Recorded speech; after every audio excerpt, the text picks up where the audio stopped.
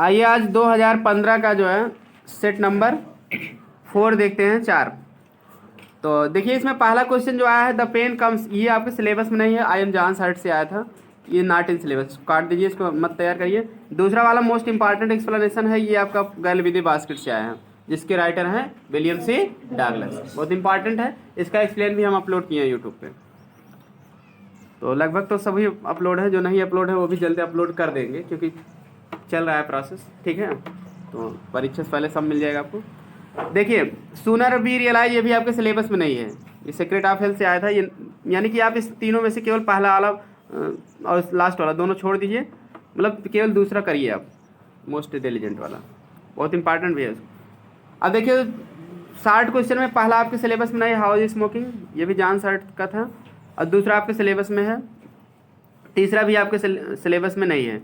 तो इसमें से 60 क्वेश्चन में भी केवल आपको दूसरा तैयार करना है, what force the writer to buy the little girl's basket, छोटी लड़की की टोकरी खरीदने के लिए लेखक को क्या मजबूर कर दिया, मतलब किस प्रकार से वो मजबूर हुआ। ठीक, चलिए अगला क्वेश्चन हम देखते हैं, फिल इन द ब्लैंक्स, ये 4 नंबर का आता है, आप इसको क्लियर कर लीजिए।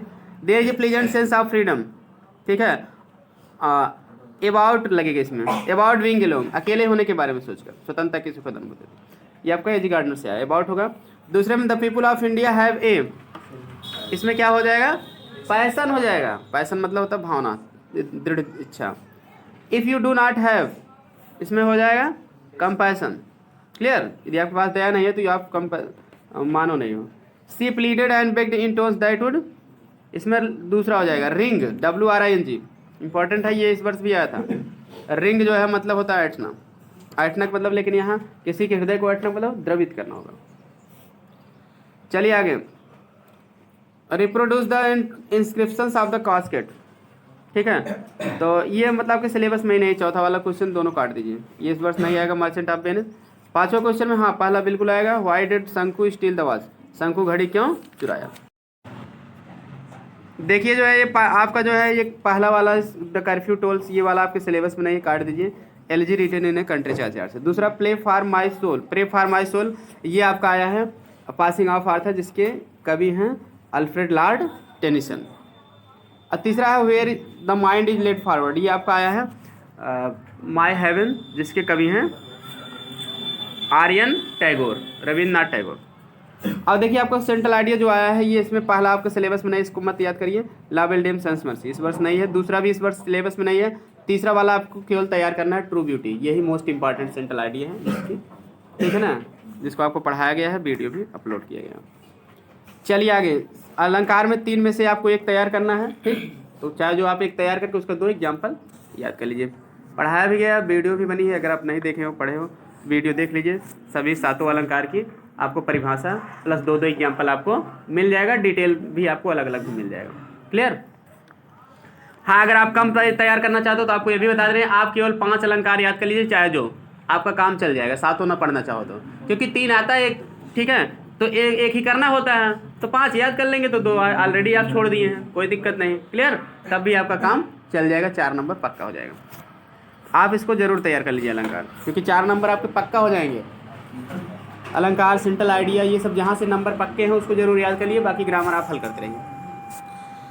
देखिए आपका सेक्शन बी जो है, पहला है the teacher said where are you going Ramesh, तो द टीचर आस्क्ड कर दो, सेड का क्या कर दोगे, आस्क्ड कर दोगे, उसके बाद तुरंत रमेश कर दो, क्योंकि सुनने वाले रमेश हैं, तो जो ऑब्जेक्ट रहते हैं सुनने वाले उसी को हम ऑब्जेक्ट बना देते हैं, clear, the teacher asked Ramesh. उसके बाद आप कर दो वेयर, वेयर के बाद यू को जो है रमेश के अनुसार आप बदलोगे तो ही हो जाएगा, आर का वाज हो जाएगा गोइंग, तो हो जाएगा द, हाँ the teacher asked Ramesh where he was going, clear. तो चलिए आगे, he said to his father, तो रिक्वेस्टेड कर दो इसमें, बिल्कुल कर दो, क्योंकि प्लीज आया है तो रिक्वेस्टेड ही होगा। He requested his father to let, और मी का क्या हो जाएगा, हिम हो जाएगा, to let him, he requested his father to let him attend the marriage party of, my का क्या हो जाएगा, हिज हो जाएगा, ऑफ हिज फ्रेंड, क्लियर। फिर से सुन लो, he requested his father to let him, me का ही के अनुसार हिम हो जाएगा, attend the marriage party of my, my का फिर ही के अनुसार हिज हो जाएगा, पजेसिव केस, हो गया, समझ में आ गया। चलिए अच्छी बात है। दूसरा, he said to his father, ये तो हो गया तीसरा वाला। इसके बाद कंबाइन द फॉलोइंग सेंटेंस, इसमें पहला कंपाउंड सेंटेंस बनाना है। तो he came to my father, वह मेरे पिता के पास आया। ही वेलकम्ड हिम वार्मली, वह उसका गर्मजोशी से स्वागत किया। तो इसका जो जानते हो आपको कैसे बनाना पड़ेगा, फादर के बाद आप यहाँ कामा लगा दीजिए। क्लियर? इसको कंटिन्यूटी सेंस में, जो कंटिन्यूटी सेंस में नहीं कंपाउंड सेंटेंस बनाया जाता उस नियम से बनेगा। He came to my father, father के बगल थोड़ा सा कामा लगा के हम लिख देंगे हु। क्या लिख देंगे? हु, क्योंकि जब एडजेक्टिव क्लास नहीं बनाया जाता हु से, तब कामा हम लगा देते हैं। क्लियर? इसलिए क्योंकि हमको यहाँ कोऑर्डिनेट क्लास बनाना है तो हु, लेकिन हु के बाद आप इतना ध्यान देना, कोष्टक में लिख दो एंड ही। हु बराबर, कोष्टक में लिख लो बराबर एंड ही। ठीक है, बराबर का निशान लगा दोगे तो और बेटर हो जाएगा। क्योंकि एक्सीलेंट में आप देखोगे कंपाउंड सेंटेंस में तो 4 प्रकार के कंजक्शन बताए गए हैं जोड़ वाले, तो उसके बाद 5वां बताया गया कंटिन्यूटी सेंस, रिलेटिव प्रोनाउन या रिलेटिव एडवर्ब का कंटिन्यूटी सेंस में प्रयोग। हु, व्हिच, वेयर, व्हेन, ये 4 कंजक्शन बताए गए हैं कि अगर मतलब किसी व्यक्ति के लिए रहेगा तो जोड़ना होगा तो हु लगाएंगे। हु से वैसे तो एडजेक्टिव क्लास बनेगा, लेकिन यहाँ आप कामा कर देंगे हु पहले और कोष्ठक में एंड ही कर देंगे हु बराबर, तो आपका कंपाउंड ही माना जाएगा। तो he came to my father comma who कोष्ठक में बराबर एंड ही। उसके बाद जो है वेलकम से जोड़ दो, ठीक है ना। उसके बाद आप कोष्ठक बंद कर दो, एंड ही लिख के कोष्ठक बंद कर दो, फिर लिखो वेलकम्ड हिम वार्मली। एक अर्थ होगा वह मेरे पिताजी के पास आया जो उसका गर्मजोशी से स्वागत किए। जो मतलब और वह, इसको ऐसे कैसे, जो और वह उसका गर्मजोशी से स्वागत किए, क्योंकि बात का आया भी है और उसका स्वागत भी किया गया। बात वहीं तक नहीं, आने तक ही नहीं है, उसका स्वागत भी किया गया पिताजी के द्वारा। क्लियर? पिताजी ने उसका स्वागत किया, जो उसका गर्मजोशी से, जो मतलब और वह यानी और पिताजी। तो एंड आता है कंपाउंड में प्योरली, तो एंड ही आप कोष्ठक में लिख लिए, इसलिए आपको मान लिया जाएगा कंपाउंड सेंटेंस। समझ में आ गया? ठीक, तो ये वाक्य आपको ऐसे ही बनाना पड़ेगा। यही वाक्य सेम टू सेम आपको करंट जनरल इंग्लिश में जो विद्या प्रकाशन की है उसमें हल किया गया है, जैसे मैं बता रहा हूँ वैसे हल किया गया है। क्लियर? इसलिए आप ऐसे इसको हल करो।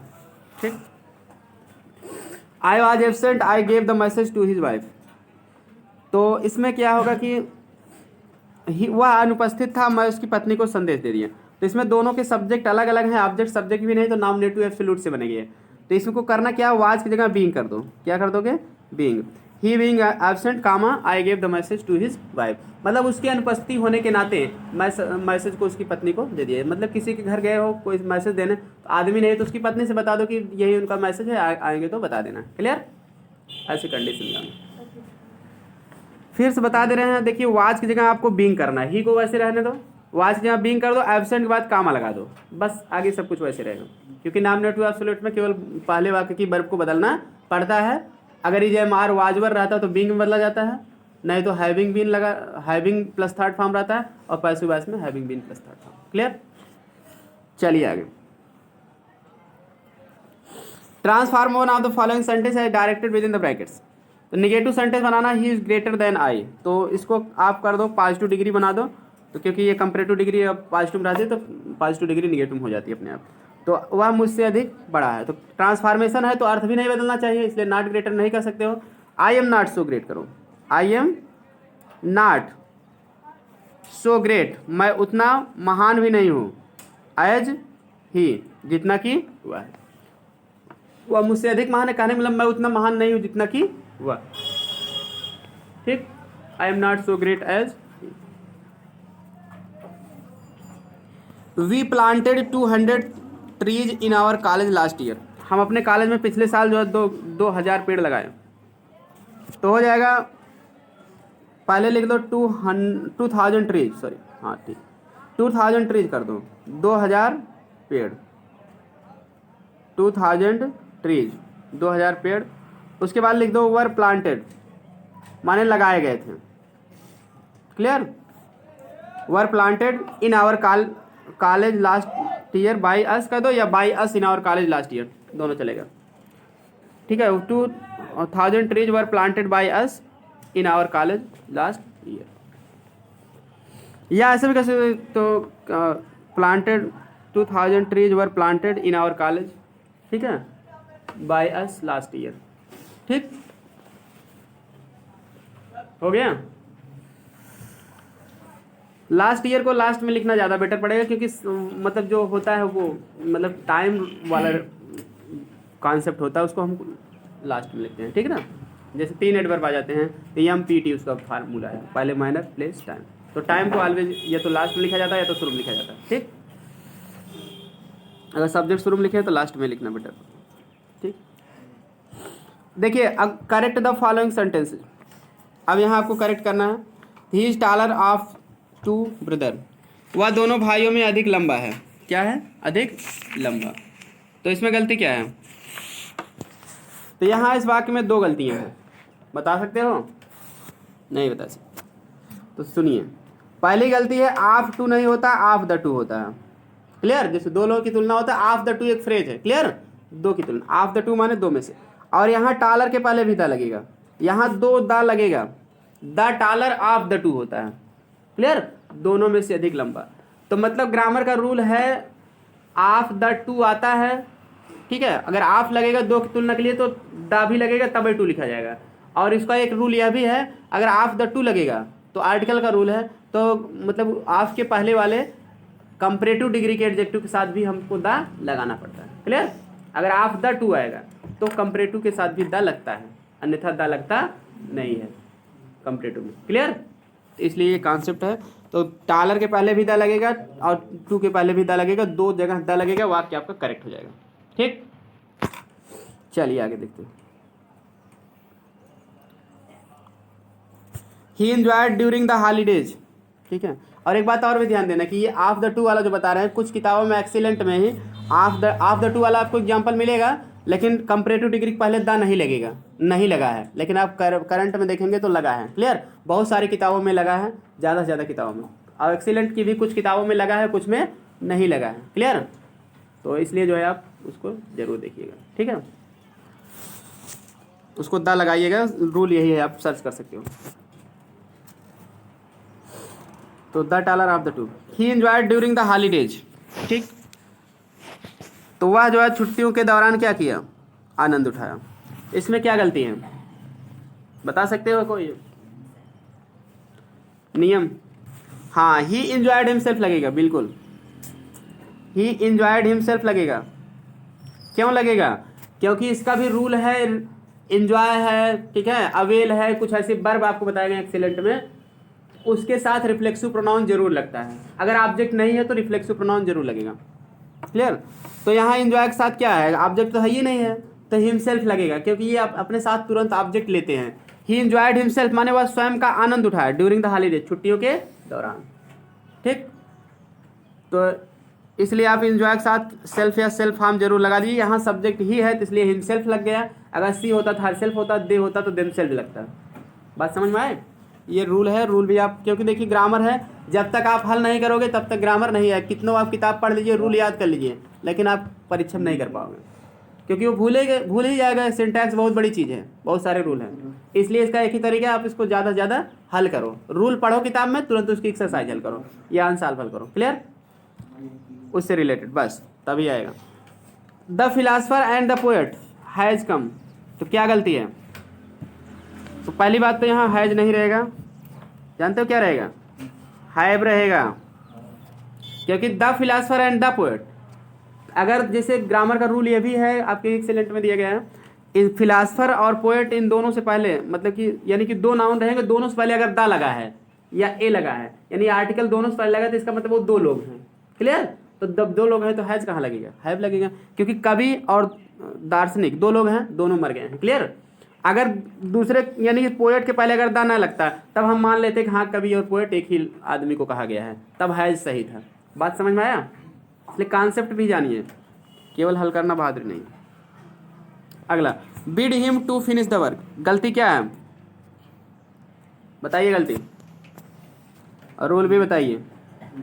टू नहीं लगेगा, क्यों नहीं लगेगा? क्योंकि बिड है, लेट है, इन सभी के साथ जो है टू नहीं लगता है। बेयर इन्फिनिटिव का प्रयोग किया था, बेयर इन्फिनिटिव मतलब बिना टू वाली इन्फिनिटिव। क्लियर? इसीलिए बिड हिम टू फिनिश माने उसे फिनिश करने का के लिए कहो, द वर्क माने काम, उसे काम फिनिश करने का, बिड माने आदेश देना या कहना। क्लियर? काम पूरा करने का आदेश दो या कहो। तो इसमें बिड माने नमस्कार कहना नहीं होगा, कहीं कहीं होता है लेकिन यहाँ नहीं होगा। तो टू हटा दो, बात खत्म। बिट के साथ टू नहीं लगता है, इन्फिनिटिव बिना टू वाली लगती है। A coat being torn needs mending, एक ठीक है, मतलब फटी हुई कोट को मेंडिंग मतलब मरम्मत करवाने की, सुधरवाने की ज़रूरत है। क्लियर? तो गलती क्या है? तो बीइंग टार्न तो कहोगे नहीं, सीधी सी बात, टार्न जो है पार्टिसिपल है, ठीक है, तो वो कोट की विशेषता बतला रही है ना, तो आपको क्या करना पड़ेगा, फटी हुई coat, the torn coat, the torn coat, क्योंकि ए भी नहीं लगाओगे, द लगाओ, क्योंकि आपको पता है कौन सी कोट की बात कर रहे हो, तो द लगा के बोलेगे, तो आपको करना पड़ेगा the torn coat, the torn coat माने फटी हुई कोट को। क्लियर? द टार्न कोट, उसके बाद नीड्स मेंडिंग जोड़ दो, इसमें कोई गलती नहीं है। इट कोट बीइंग टार्न न करके द टॉर्न कोट, ठीक है, द टार्न कोट कर दो तो फटी हुई कोट हो गया, होना के भी अंग्रेजी हो गया, ठीक है। और पार्टिसिपल का रूल है, टार्न थर्ड फॉर्म विशेषता बतला रहे कोट की, तो उसके पहले होना चाहिए, और आप उसके बारे में परिचित हो, इसलिए ए नहीं द लगा के बोलो। Clear? The torn coat needs mending, needs mending में कोई गलती नहीं, यहाँ जान लो, ये भी ग्रामर का रूल है, नीड्स के बाद हमेशा जीरंड लिखा जाता है, टू प्लस फर्स्ट फॉर्म नहीं लिखा जाएगा। क्लियर? पार्टिसिपल वाले बात में, ठीक। तो यहाँ नीड्स मेंडिंग में कोई गलती नहीं, the torn coat needs mending, फटी कोट को नीड्स माने जरूरत है, मेंडिंग माने सुधरवाने की जरूरत है, यानी कि मरम्मत कराने की। अगला है Aldous he was poor but he was honest, गलती क्या है? आल्दो और बट में कभी पटता नहीं है, तो इसलिए आल्दो का किससे पटता है? एट से पटता है। आल्दो का साथी कौन है? एट। आल्दो के साथ कभी भी बट नहीं लगता, एक्सीलेंट में दिया गया आपको रूल कंजक्शन के चैप्टर में। क्लियर? आल्दो मतलब यद्यप होता, यद्यप साथ फिर भी आता है, ना कि किंतु आता है, ठीक है। तो आप एट लगा दो या एट नहीं भी लगाओ, केवल कामा लगा दोगे तब भी चल जाएगा, या तो कामा और एट दोनों लगा सकते हो। यहाँ तीन कंडीशन में सही वाक्य रहते हैं, कामा के साथ भी ये आल्दो समझौता कर लेता है, एट के साथ भी कर लेता है, कामा और एट दोनों रहेंगे तब भी इसको कोई दिक्कत नहीं है, लेकिन बट आने से इसको बहुत बड़ी दिक्कत हो जाती है, दोनों एकदम विरोधी हैं। क्लियर? बट से इसकी कभी नहीं पड़ती है। तो आई होप यहाँ तक समझ में आया होगा। चलिए आगे चलते हैं। ये 10वां क्वेश्चन है आपका, to beat black and blue, to beat black and blue माने किसी को बुरी तरह पीटना। इसका अर्थ क्या होता है? मुहारा है, देखो, किसी को बुरी तरह पीटना। याद करने की ट्रिक क्या होगी? बीट माने पीटना, वैसे भी होता है ब्लैक एंड ब्लू, ब्लैक माने होता है काला, ब्लू माने नीला, किसी को मार के काला नीला कर दो, यानी कि आप उसको बुरी तरह से क्या किए हो? पीटे हो। आप समझ गए ना? ऐसे याद करो। क्लियर? जैसे होता है ना, कुछ अंग्रेज लोग होते हैं, जैसे ज़्यादा गोरे लोग होते हैं, उनको लग जाता है ना, तो कहीं कहीं चोट तो नीला हो जाता है, काला भी हो जाता है, तो इस तरह से मार के किसी को काला और नीला कर दो, यानी कि बुरी तरह से पीटना। आप समझ गए ना? ऐसे आपको याद होगा, नहीं तो आप पक्का बोलोगे, रटोगे तुम। To beat at a loss, बोलो ना, शांत रहो। To beat at a loss माने क्या होता है? घबरा जाना। To be at a loss, घबरा जाना, ठीक है ना। जैसे कुछ भी कहने अथवा करने में असमर्थ होना, घबरा जाना मतलब इस तरह से घबरा जाना, कुछ भी कहने या करने में असमर्थ हो जाना। क्लियर? दूसरी हिंदी इसकी होती है, घबरा जाना या कुछ भी कहने या करने में असमर्थ हो जाना। अब क्या करें, अब क्या कहें, ऐसी कंडीशन आ जाती है ना, तो पजल्ड हो जाना उसको कहते हैं। तो ठीक, घबरा जाना, जैसे कोई समस्या देख के आप क्या घबरा जाना। एक बात ध्यान देना, आप वाक्य बनाओगे तो टू बी हट जाएगा, उसके बाद जगह EMR आ जाता है, क्योंकि बी का सिनांस आ जाएगा। Clear?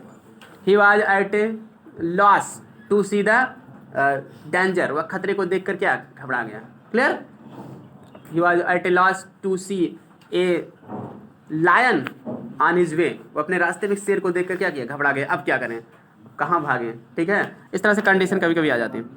Castle Singh the air माने हवा महल बनाना, तो इसका ट्रिक बता दे रहे हैं। हाँ, to be at a loss का, तो उसमें कुछ करना नहीं है, लॉस माने हानि होता है, टू बी माने होना। अगर किसी को बहुत ज़्यादा हानि हो जाएगी, नुकसान हो जाएगा, तो घबरा जाएगा। अब क्या करें, हमारी तो इतनी बड़ी हानि हो गई, तो कुछ भी कहने या करने में वो क्या हो जाएगा? असमर्थ हो जाएगा, यानी कि वो घबरा जाएगा इतनी बड़ी हानि को देखकर। क्लियर?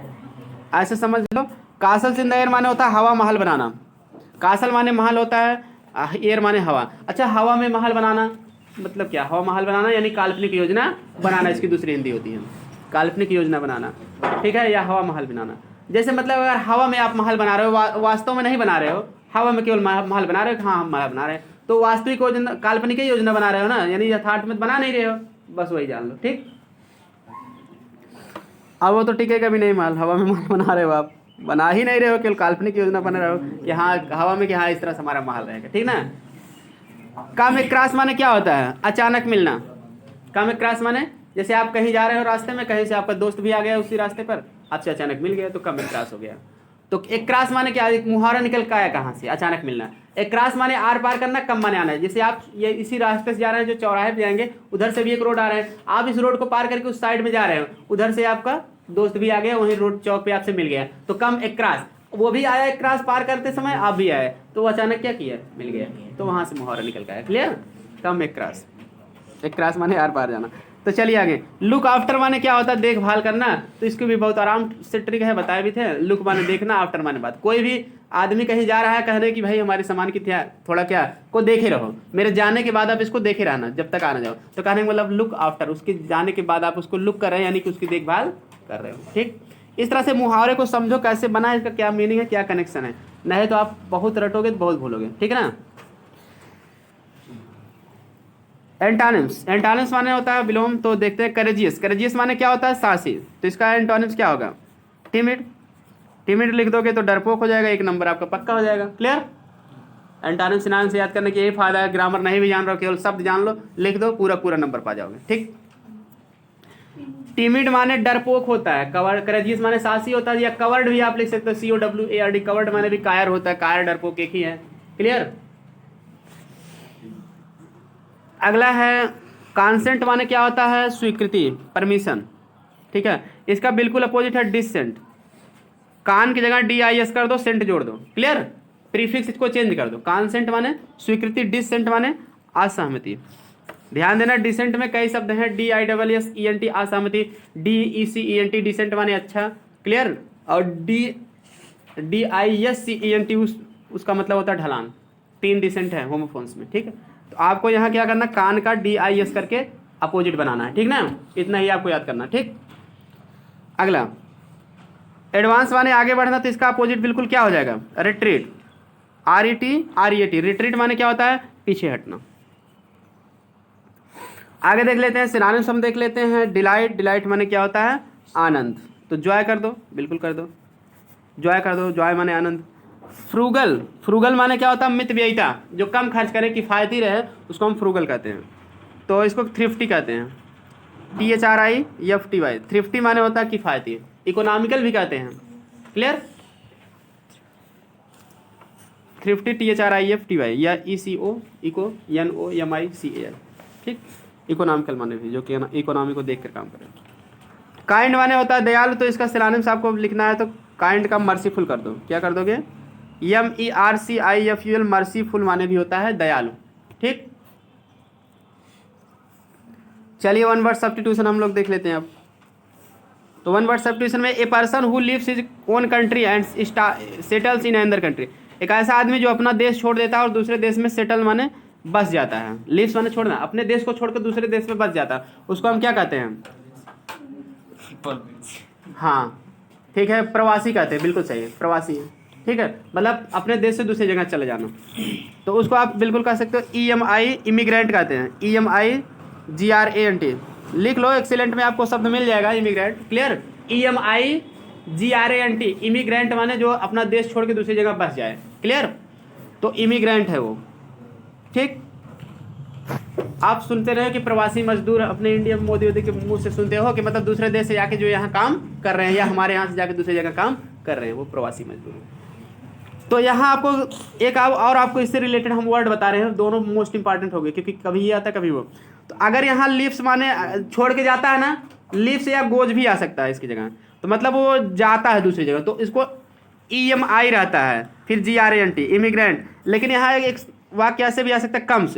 एक ऐसा आदमी जो कम्स, ठीक है, इन ए कंट्री, जो किसी देश में आता है एंड सेटल्स देयर, और वहीं बस जाता है, तो उसको हम कहते हैं इमिग्रेंट ही, उसको भी कहते हैं, लेकिन उसमें IMMI रहता है, GRANT रहता है। इमिग्रेंट अप्रवासी, मतलब आने वाला, आके बसने वाला। तो उसकी आप ट्रिक बना सकते हो। मान लीजिए आप अपने देश में रह रहे हो, इंडिया। क्लियर?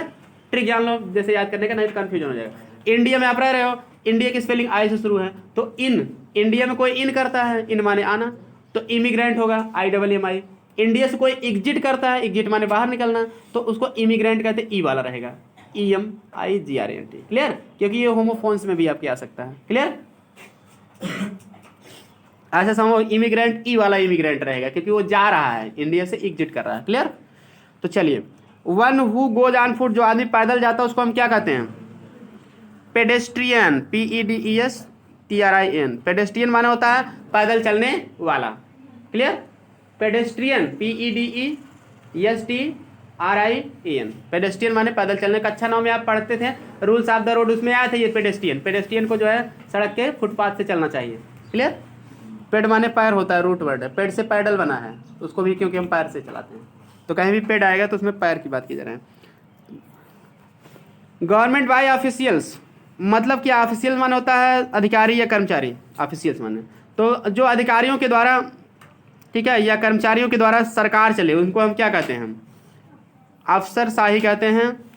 अफसरशाही, दस्तरशाही या कर्मचारी शासन कहते हैं। क्लियर? अधिकारियों का शासन कुछ भी कह दो, ठीक है। तो कर्मचारी शासन इसको कहते हैं, लिखो OW। हाँ, तो ब्यूरोक्रेसी इसको अंग्रेजी में कहते हैं। एक शब्द इसके लिए क्या है? ब्यूरोक्रेसी। स्पेलिंग क्या होगी? सुन लो, BUREAU, BUREAU, ब्यूरो की स्पेलिंग होता है, ठीक है। ब्यूरो, क्रेसी उसी में जोड़ दो, CRACY, क्योंकि क्रेसी माने शासन होता है, रूट वर्ड है। अब ब्यूरो का मतलब जानते हो, अधिकारी। तो अधिकारी, कर्मचारी शासन या अफसरशाही। जैसे फॉर एग्जांपल हमारे जो DM वगैरह नहीं है, सब DM SDM जो मतलब हमारे अधिकारी हैं, तो ये इन लोग, ठीक है, इनसे बड़ा जैसे मुख्यमंत्री है, तो ये सब मतलब उसके नीचे ये सब लोग अधिकारी है ना, DM वगैरह, तो ये सब जो मिल के शासन कर रहे हैं हर जिले में, तो इसको कहते हैं ब्यूरोक्रेसी। ठीक है, अफसरशाही या कर्मचारियों का शासन, अधिकारियों का शासन। तो चलिए अगला देख लेते हैं, होमोफोन्स देख लेते हैं। Edition, EDITION, edition. इस एडिशन माने होता है संस्करण। क्या होता है? संस्करण। जैसे किसी किताब का संस्करण होता है, जैसे विद्या क्वेश्चन लेंगे, सीरीज लेते हैं, तो उसमें लिखा रहता है संस्करण करके 14वां 15वां ऐसे लिखा रहता है, कितने साल से ये चल रही है, ठीक है, तो उसको एडिशन कहते हैं, ठीक, संस्करण। और जो ADDITION, उस एडिशन माने क्या होता है? जोड़ होता है, ऐड से बना है वो। ऐड माने जोड़ना, ऐड से एडिशन बना है। क्लियर? देखिए अगला है आपका ट्रांसलेशन भी देख लेते हैं। प्रातः काल का टहलना स्वास्थ्य के लिए बहुत उपयोगी है। तो इसकी अंग्रेजी जो लोग किए हो ठीक है, नहीं तो मिला लो और नहीं तो लिख लो तुरंत। प्रातः काल का टहलना का अंग्रेजी लिख लो मॉर्निंग वॉक। मॉर्निंग वॉक माने प्रातः काल का टहलना, ठीक है। और स्वास्थ्य के लिए उपयोग, बहुत उपयोगी है। Is very useful for health. Morning walk is very useful for health. अगला, प्रातःकालीन शुद्ध वायु न केवल फेफड़ों को शुद्ध करती है, is very useful for health. Morning walk is very useful for health. हो गया? चलिए आगे बढ़ते हैं। प्रातःकालीन शुद्ध वायु, तो लिख लो the fresh air of the morning. शुद्ध वायु मतलब वही ताजी वायु, उसको शुद्ध कहा गया। Clear? The fresh air of the morning. Fresh वायु माने, फ्रेश एयर माने ताजी हवा कहा, चाहे शुद्ध हवा, एक ही चीज़ है, प्योर नहीं लिखा जाएगा, ठीक है ना। The fresh air of the morning. हाँ, न केवल फेफड़ों को शुद्ध करते, नॉट ओनली, न केवल अंग्रेजी लिखो, not only purifiers the lungs, not only purifiers the lungs, LUNGS, not only purifiers the lungs, LUNGS, lungs माने फेफड़ों, अपितु हमें नवजीवन प्रदान करती है। अपितु हमें नवजीवन प्रदान करती है, but also gives us new life. But also gives अस, अपितु को मतलब वही बल्कि, ठीक ना, बट आल्सो होगा उसके, नॉट ओनली के साथ लगेगा। But also gives us new life, नवजीवन का अंग्रेजी होगा न्यू लाइफ, नया जीवन, ठीक। But also gives us new life. हमारा मन भी प्रफुल्लित हो जाता है। Our mind is also delighted, इसका अंग्रेजी होगा, प्रफुल्लित का मतलब डिलाइटेड, आनंदित या प्रफुल्लित एक ही है। आवर माइंड, माने माइंड माने मन या मस्तिष्क। आपका अच्छा दान पढ़े तो what is swifter than the wind, हवा से अधिक तेज क्या है, तो उत्तर आएगा माइंड माने मन। क्लियर? वही, our mind is also delighted, DELIGHTED, ठीक है। यही कारण है, तो लिखो दिस इज वाई। यही कारण है कि अगर ये दिस इज वाई होता है, ये फ्रेज है, वैसे दिस इज द रीजन भी आप नहीं तो लिख सकते हो। क्लियर? दिस इज वाई माने this is the reason, this is why का मतलब दिस इज द रीजन होता है, ठीक है। या आप दिस इज द रीजन लिखो या दिस इज वाई, दोनों सही है। हाँ मैं तो की का अंग्रेजी हो गया दिस इज वाई माने, ठीक। अगर दिस इज द रीजन लिखोगे तब तो दैट लिखना पड़ेगा, नहीं दिस इज वाई से की का अंग्रेजी लिखने की जरूरत नहीं है, ठीक ना।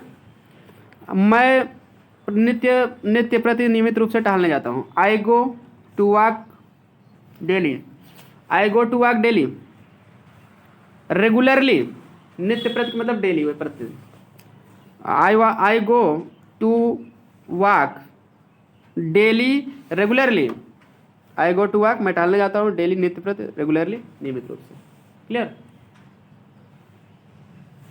अगला, I go to walk daily regularly. अरे सबकी स्पेलिंग इसकी ना आए पूछ लिया करो। अगला, कुछ लोग देर तक बिस्तर पर पड़े रहते हैं। सम पीपुल, कुछ लोग। उसके बाद लिखो कीप ऑन, ठीक है, लाइंग। पड़े रहते हैं मतलब वही लेटे रहते हैं, उसकी अंग्रेजी होता है keep on lying, keep on lying. LYING रहेगा। लाइन इस लेटना भी होता है, लाइन इस झूठ भी होता है। क्लियर। तो ING जोड़ोगे तो LY हो जाएगा, IE का Y हो जाता है। Keep on lying on bed, बिस्तर पर कहेंगे ऑन बेड। हाँ देर तक उसी में जोड़ दो टिल लेट, टिल लेट। यह एक बुरी आदत है। It is a bad habit, it is a bad habit, HABIT, it is a bad habit. हो गया। आल, हाँ हम सबको इससे बचना चाहिए। ऑल ऑफ अस माने हम सबको, ऑल ऑफ अस मतलब हम सबको माने हम में से सभी को।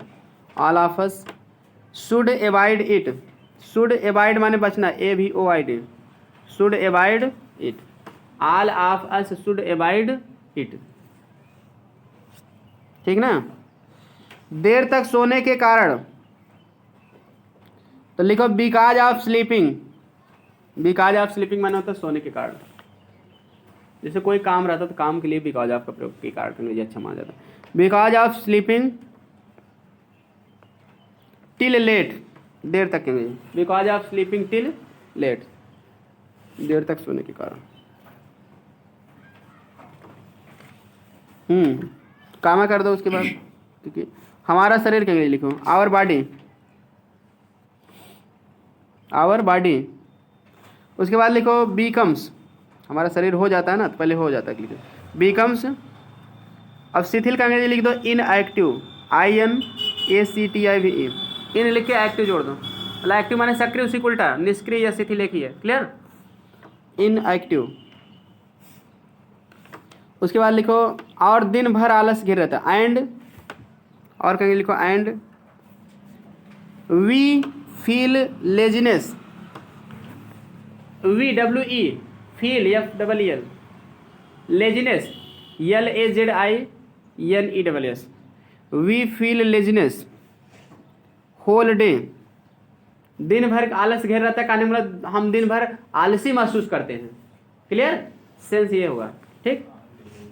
We feel laziness, whole day का दो या ऑल डे लॉन्ग का दो चल जाएगा, ठीक है। ऑल डे लॉन्ग माने दिन भर, या होल डे, ठीक। WHOL ही रहेगा होल में, डे फुल स्टॉप कर दो। कोई काम करने में मन नहीं लगता है, कहने का मतलब हम कोई काम करना नहीं चाहते। क्लियर। तो लिखो कोई काम करने में मन नहीं लगता, इसकी अंग्रेजी होगा we do not find any interest, we do not find any interest in doing work, मतलब काम करने में हमारी कोई रुचि नहीं होती है, हमारा मन नहीं लगना मतलब रुचि नहीं होना, क्योंकि इंटरेस्ट से काम होता है ना। We do not find FIND any interest in doing work, in doing work, ठीक। We do not find any interest in doing work, मतलब कोई काम करने में हमारा मन नहीं करता है, मतलब हमारी मन मतलब वही इंटरेस्ट, रुचि, हर जगह माइंड नहीं लिखा जाएगा। क्लियर। ग्रामर हमेशा अनुवाद सेंस पे चलता है कि किस हिसाब से उसका भाव क्या कहना चाहते हैं। हमारे बुजुर्ग लोग अक्सर कहा करते हैं, तो आवर एल्डर्स, हमारे का होगा बुजुर्ग लोग का मतलब एल्डर्स, ELDERS, एल्डर्स माने होता है बड़े बुजुर्ग लोग, ठीक है ना, बड़े लोग हों जो हमसे या बुजुर्ग हों। आवर एल्डर्स हमारे बुजुर्ग लोग, ठीक है।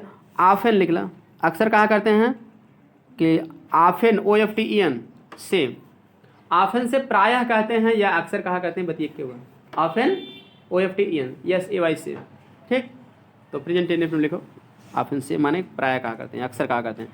कामा डबल कामा कर दो, नहीं यहाँ देखिए, क्योंकि जो जल्दी उठ सोता है, तो यहाँ दैट लगाने की कोई जरूरत नहीं, क्योंकि आप डायरेक्ट स्पीच लिख रहे हो ना, तो दैट नहीं लगाओ, डायरेक्ट इन्वर्टेड कामा लिख दो, ठीक चलेगा। वन हु, ठीक है, जो जल्दी सोता है और जल्दी उठता है, इसकी अंग्रेजी लिखो one who is early to bed. ये कहावत है, जो जल्दी सोता जल्दी उठता कभी मान नहीं होता, मतलब कहा जाता है इसे। One who is early, EARLY, early माने होता है जल्दी, ठीक ना, यहाँ सुन नहीं लिखा जाएगा। One who is early EARLY to bed, early to bed माने होता है जल्दी सोना, बेड माने बिस्तर, अब जल्दी बिस्तर तक जाता है नहीं जल्दी सोता है, क्लियर। Early to bed, ROR, early to rise, R भी कर सकते हो यहाँ, एंड भी कर सकते हो, दोनों एक ही चीज़ ये है, जल्दी सो। Early to rise, early to bed, or कर दो या एंड कर दो, यहाँ दोनों चल जाएगा। अर्ली टू राइज, राइज माने निकलना, बिस्तर से निकल जाना यानी उठ जाना। जल्दी सोता है या जल्दी निकल जाता है, कहने मतलब बताइए क्या, जब जल्दी सोओगे तभी जल्दी उठोगे, तो एंड भी कर सकते हो आप, early to bed and early to rise. Comma never falls ill, कभी वह कभी बीमार नहीं होता है, नेवर फॉल्स इल हो जाएगा, क्योंकि वन लगा दिए हो इज अर्ली बेड, तो कामक मतलब हो गया वह। नेवर फॉल्स इल या फिर WLS फॉल्स इल, फॉल्स इल मान, फॉल इल माने होता है बीमार पड़ना, तो नेवर फॉल्स इल, कभी बीमार नहीं होता। तो ये मतलब एक प्रॉवर्ब टाइप में है, one who is early to bed or early to rise, तो इसलिए आर भी लगा सकते हो, एंड भी जनरल सेंस में कर सकते हो। नेवर कामा करके नेवर फॉल्स इल, कभी बीमार नहीं होता, फुल स्टॉप करके इन्वर्टेड काम बंद कर दो। जो व्यक्ति सुबह सोकर जल्दी नहीं उठता, लिखा द पर्सन, जो व्यक्ति, द पर्सन हु, जो व्यक्ति द पर्सन हु, क्योंकि जो की अंग्रेजी हम पहले नहीं लिख सकते बिना नाउन के, उसके पहले एंटीसीडेंट आना चाहिए ना, हु पर्सन नहीं लिख सकते, द पर्सन हु, जो व्यक्ति अंग्रेजी। अब लिखो सुबह सोकर जल्दी नहीं उठता, लिख ला is not early riser, who is not early riser, the person who is not early riser, EARLY early RISER, early riser माने होते जल्दी उठने, जो व्यक्ति जल्दी उठने वाला नहीं होता है, कहने मतलब सुबह सोकर जल्दी नहीं उठता, क्लियर, इस तरह से किया जाएगा।